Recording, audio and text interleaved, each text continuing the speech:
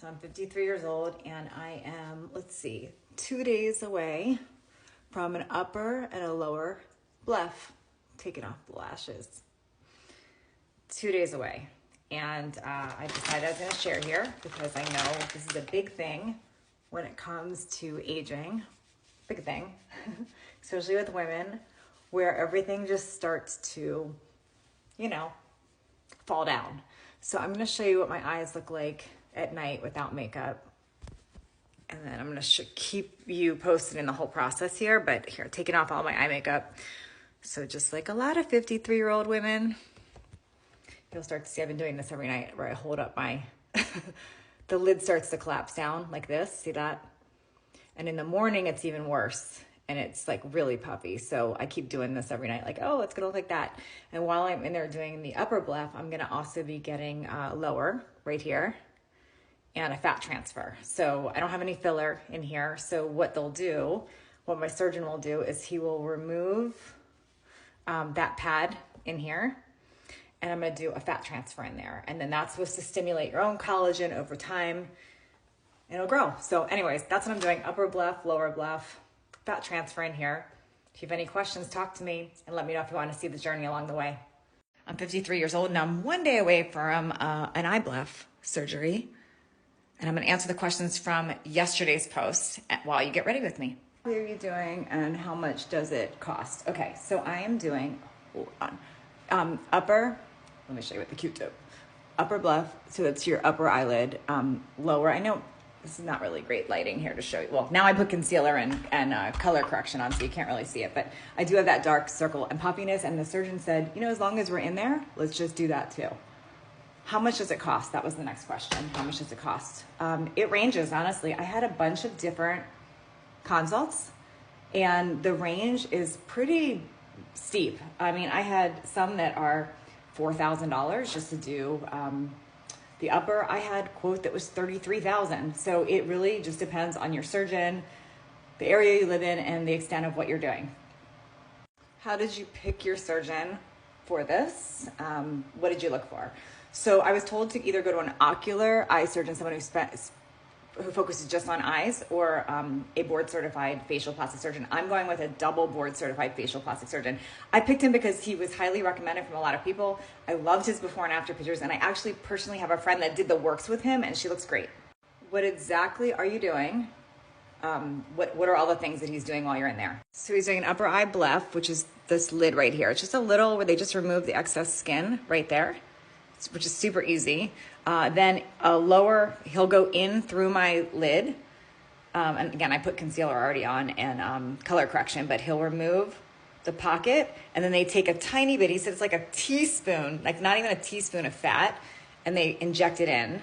And it's basically a longer, safer, your own body instead of filler. So it's your own fat that just gets put into that. And then while I'm under, he's gonna do something called a CO2 laser, which just like really takes out any little fine lines. And I'm gonna actually put a little screenshot below of my eye in different lighting because I understand I'm under my makeup mirrors right now. So it's like kind of blurring it out, but I wanna show you what that looks like without it. You know, I wear lashes almost every day to try to open up my eyes, almost every day. And maybe, look at the difference, maybe after this, I won't need to.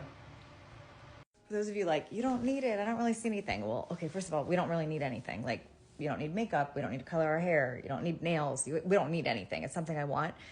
And for those of you that say you can't see anything on me, I'm a magician. I'm really good with lighting, I'm really good with makeup, I'm really good with hiding things. This is what it looks like without anything, without the lighting, without the makeup right here. So that's what's happening. It's happening tomorrow. It's happening tomorrow. So if there's any questions I missed, you want to know, ask below. Good morning. Today's the day I'm going in. So here's what we got. First thing in the morning, no makeup. You can see more of the hooding here and right here. I know some of you are like, why are you doing this? I don't understand. What are you talking about? Something's been bothering me, so this is what I'm doing. It's the upper and lower bleph. It's a very common surgery. And then my surgeon's gonna do, he has a technique where he does a little bit of fat transfer right there, and then something called a CO2 laser, which will smooth out all of this. So I'll keep you posted here. All right, I'm out of surgery. I'm back home. Not nearly as bad as I was expecting. He said it could get like more swollen and, a little more bruised in the coming days, but I definitely had like a pre-game of regimen to like try to minimize swelling and bruising. But I love that I can actually see my eyelid now. I'm feeling good. So I'm definitely on some pain stuff from surgery, but I'll keep you guys posted on the journey. But all in all, I feel good, and I'm definitely not freaked out about how it looks. Like I thought it was going to look a lot worse. So I really liked my surgeon. He's so conservative, and he like really made me feel at ease before. So here's what it looks like. All right, I'm about to show you day 1 past surgery. So look away if you don't want to see it, or scroll on if you don't want to. But if you're here, this is 1 day post upper bleph, lower bleph, fat transfer there, and CO2 laser, a mild CO2 laser.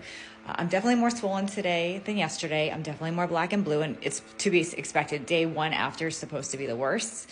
And then the first 3 days, and then it starts to really heal here. So I'm not in any pain, 0 pain. I took a Tylenol last night. That's it. This morning I did red light therapy. I'm about to go to my doctor's office and do hyperbaric oxygen chamber. They have that there, which speeds up healing and recovery. So I'm excited about that. What I'm not excited about is you have to take off your estrogen patch to go in the HBOT. So I was kind of bummed about that because I don't want to take off my estrogen patch, but you have to. So I'm doing that. Let's see. I'm avoiding extra salty foods. But I feel really good. I'm actually really pleased. I know it's very swollen right now, but I'm pleased with how it's looking so far.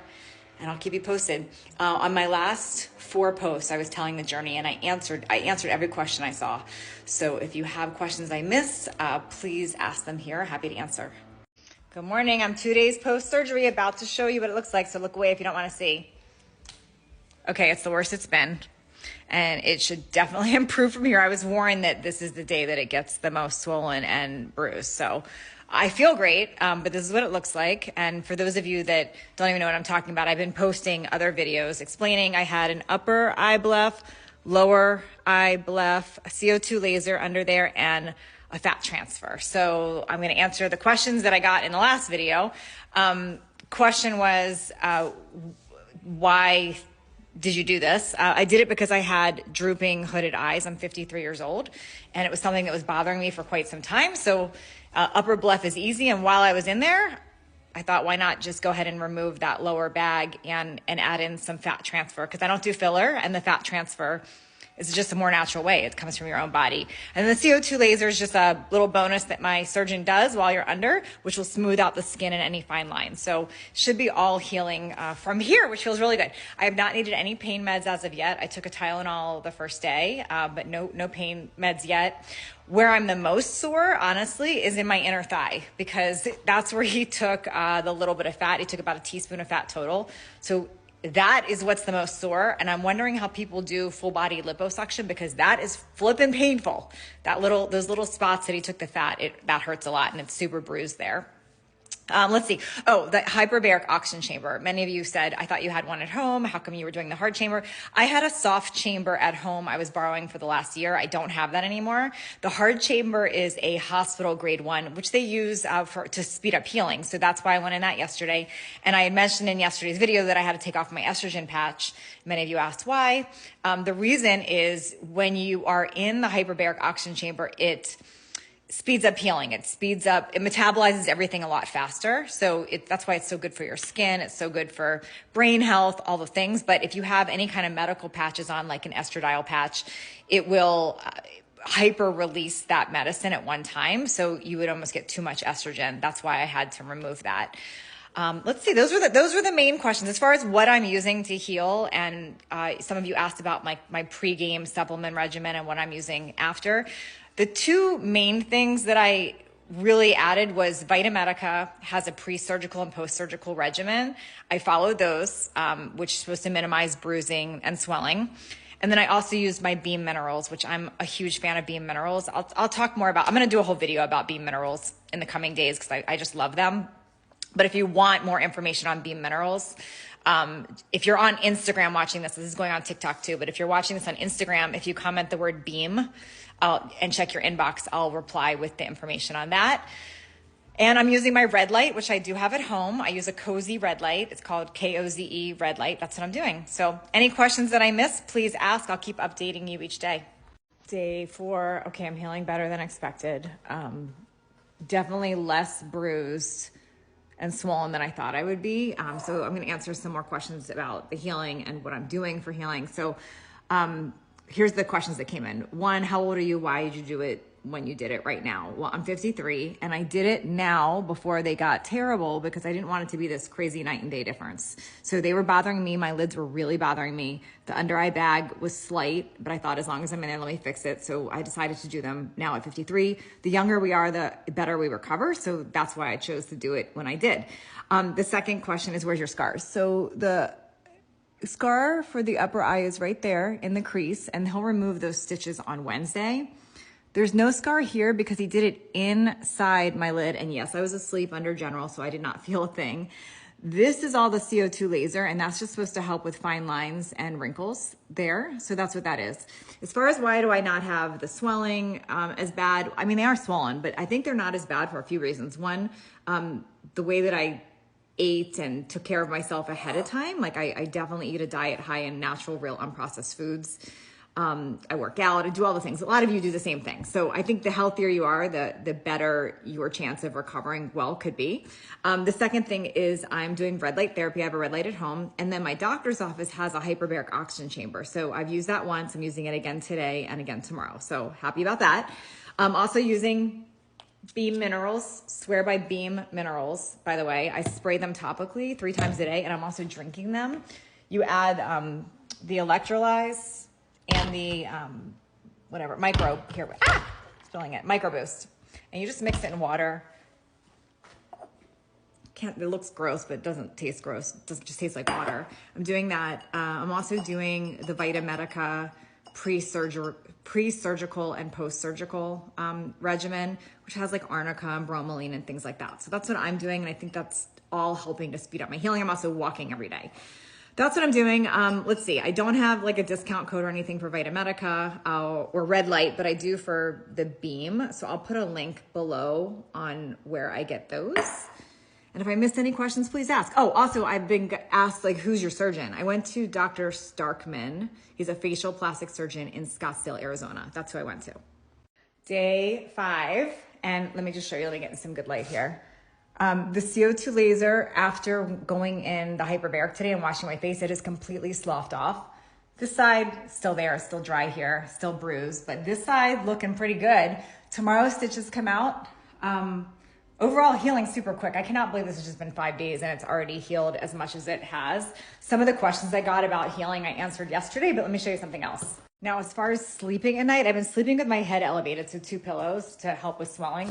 But the thing that I told you yesterday I was going to share that I forgot to tell you about in my healing protocol is my air filter. Let me show you this. So I have 2 of these Jasper filters, and I keep this one. I have the light on to show you, but I keep this one in my bedroom on smart mode so the light doesn't wake me up. But this one, it reduces 87% of mold spores in a 60-minute period, and it completely filters your air so you get better, deeper, harder sleep. And that is a huge key in recovery too. Here's the thing. I realize not everybody has access to all the fun tools like hyperbaric oxygen, but the Jasper air filter is something I think everyone should have in their home. Like everyone should have in their home because it filters all of the toxins that float around our air. And this is critical for our health, not just for healing. It's one of those critical things that I think everyone that's up-leveling their health should look at. I have one in my kitchen and I have one in my bedroom. And they happen to have a ginormous sale right now. It's $400 off. I've never seen it $400 off. So that's why I'm telling you about it today, because of the whole Black Friday situation. Okay, if I left out anything that you have, any questions you have about the healing, the CO2, the procedure, the last like 7 or 8 posts I've done has been about this. So if I missed anything, please let me know your questions. Day 6, post-surgery look, got my stitches out, can barely see. Black and blue is pretty much gone. I have some tinted sunblock on now, and that's pretty much covering it. Let's see, I'm gonna answer the rest of the questions, I think. Okay, so one of the questions was, how long is recovery? Well, with me, it looks like it was 6 days. So that's pretty cool. I was expecting 2 to 3 weeks to look pretty gnarly. I did not expect it was going to look this cleared up this soon. And I think it was all the recovery things that I did, which helped it. And I think we're all also very unique. We're all built different, so we all recover differently. The second question was, how much did it cost? And I shared this before, but some of you probably missed it. There's a huge range. And I had consults in Southern California, and I had consults in Arizona, Phoenix, Scottsdale area. And there was a huge range. And the range, and you can look at doctors' websites, you can look on Google, they range from starting at $4,000 all the way up to the highest quote I had was $33,000. And that was to get upper bleph, lower bleph, fat transfer, and then CO2 laser right here. So the range was all over the place. And I did find that in Arizona, Scottsdale, Phoenix area, it was considerably less than Southern California, pretty much across the board. My doctor that I went to, his prices are on his website, so you can go check that out. I'll comment below who my surgeon was. He's transparent about all of that. I'm hesitant to tell you exactly what I paid for a lot of reasons, but you can go to his website and you can figure it out. Also, let's see, recovery. As far as like when you can work out again, he told me today that 2 weeks post-surgery, I can resume all workouts. He said that all that might happen is if I get my heart rate up a lot or push too heavy, I'll get more swollen. The final healing is going to be 4 to 6 months, he said. He said that to, like, for instance, they put fat transfer in here. He said it was about 2 syringes of fat that he put in here. He said that it's still swollen and some of that fat's going to go away. So it'll settle down. Also, this is still swollen here. That's going to settle down a lot. The scars will fade over time. I can put makeup over this if I want in probably another week. So that's most of the questions that I got. If I missed anything, please ask below. This is, gosh, like the 8th post I've done. So I've probably answered your questions in the past videos if you missed them. So go check them out. But if I missed anything, please let me know. Day 8 post upper, lower bleph, fat transfer, and CO2 laser here. I'm going to put a before and after picture now so you can see the whole thing. Finally got to wash my hair. Very happy I did it. Here is the before and after that you all have been asking for so you can see. If you missed any of the questions you've been asking, like who's my surgeon, what was the cost, why did I do it, the last, my gosh, 8 videos. I went day by day through the whole process, so you can see all of that there. I'm very glad that I did this. I can't believe it's already day 9 post upper lower bleph, fat transfer, CO2 laser. Today I did something exciting for me. I put eyeliner on. Now, why is that exciting?